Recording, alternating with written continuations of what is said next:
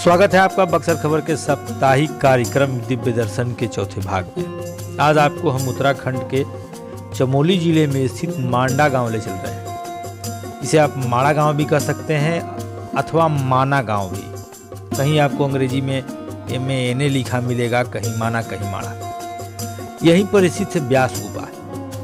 पिछले तीसरे एपिसोड में हमने व्यास गुफा के बारे में आपको बताया था। मंदिर के अंदर मिले पुजारी पवन चमोला से हमने आपकी बात भी कराई थी। पिछले अंश में उनके बयान को आप सुन सकते हैं।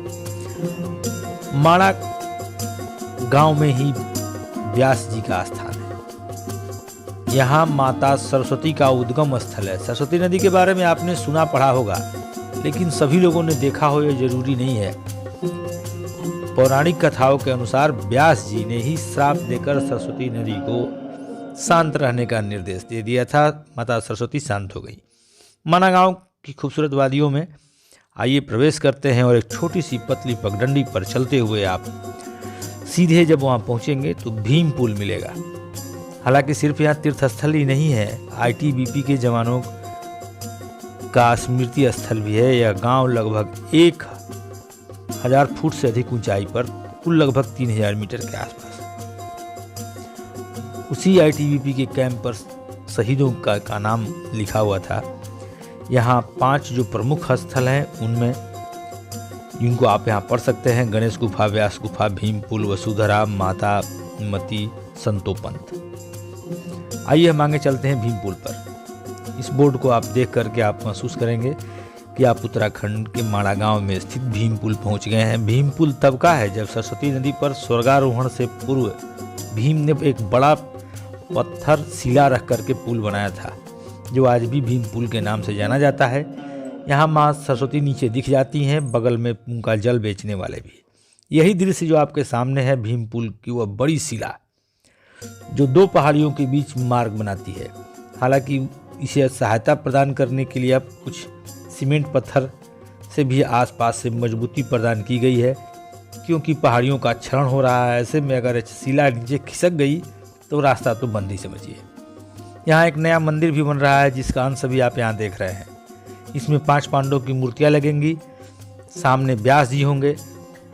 प्रवेश द्वार पर एक तरफ गणेश जी और एक तरफ हनुमान जी। हालांकि पहले से भी एक गुफा में माता सरस्वती की खूबसूरत प्रतिमा है। आप माता सरस्वती को यहाँ देख सकते हैं। ज्ञान की देवी को हमारा अभिवादन। चाहे तो आप भी अभिवादन करिए। जैसा कि हमने बताया, भीम पुल सरस्वती नदी के ऊपर बनाया गया है और माता सरस्वती नदी की एक खास विशेषता है, यह पहाड़ों के ऊपर से नहीं निकलती, पहाड़ के नीचे से निकलती है। और इनकी गति इतनी तीव्र है, इतना शोर होता है। व्यास जी की तस्वीर आप सामने देख रहे हैं। जैसा कि हमने बताया, पौराणिक कथा के अनुसार सरस्वती नदी के तट पर ही वे वेदों की रचना कर रहे थे। माता सरस्वती से इतना शोर पैदा हो रहा था कि उन्हें मजबूरन उन्हें शांत होने का निर्देश देना पड़ा और माता सरस्वती वहाँ से फिर विलुप्त हुई। तो फिर प्रयाग में ऐसा सुनने में आता है कि संगम क्षेत्र में वह आकर के निकलती हैं। हालांकि वहीं आगे चलकर बद्रीनाथ के सामने मंदाकिनी नदी में उनका विलय हो जाता है। आप माता सरस्वती के उद्गम स्थल को देख रहे हैं। अभी जो नया मंदिर बन रहा है उसके ठीक सामने जो व्यास जी की मूर्ति लगी है उसे आप देख रहे हैं। इस मंदिर के बारे में भी हम बताएंगे। ठीक भीम पुल को पार करने के बाद यह मंदिर बन रहा है सरस्वती नदी के उद्गम स्थल पर। यहाँ 5 पांडवों की प्रतिमा भी लगी है। आप इन दोनों दृश्य में देख रहे हैं, यही वो मंदिर है जो नया बन रहा है भीम पुल के ठीक नीचे। चलिए अब आपको इसकी हम ध्वनि भी सुना देते हैं। जब भीम पुल को आप पार करेंगे तो आपको यहाँ कई दुकानें मिल जाएंगी। कई नहीं, दुकानों की संख्या उंगली पर गिनी जा सकती है, 2 या 4, जिस पर हिंदुस्तान की अंतिम चाय दुकान, अंतिम दुकान वगैरह वगैरह लिखा है, जिसे देखकर आपको लगेगा। बगल में सरस्वती नदी का जल भी बिकता हुआ आपको मिल जाएगा छोटे छोटे डब्बों में। इन दोनों दृश्यों को आप देख रहे हैं। अब आपको वहाँ एक मिले व्यक्ति से, जिससे हमने इसका महत्व जाना, वह भी सुनवाते हैं। और सरस्वती नदी की ध्वनि भी, जिसे सुनकर आपको पता चलेगा उनकी आवाज़ कितनी तेज है। ये देखिए माता सरस्वती के उद्गम स्थल। माता सरस्वती कितने वेग से हिमालय के गुफा से निकलती हुई यहीं पर वेद व्यास जी भागवत की रचना कर रहे थे। माता सरस्वती के कोलाहल से उनको डिस्टर्ब हो रहा था। उन्होंने माता सरस्वती को स्थापित कर दिया कि जाओ शांत हो जाओ। वहीं माता सरस्वती आगे चल कर के लुप्त हो गई, जो प्रयागराज के संगम पर जा कर के गंगा जमुना सरस्वती के साथ विलीन होकर गंगा सागर में पहुँचती है। यही माँ सरस्वती।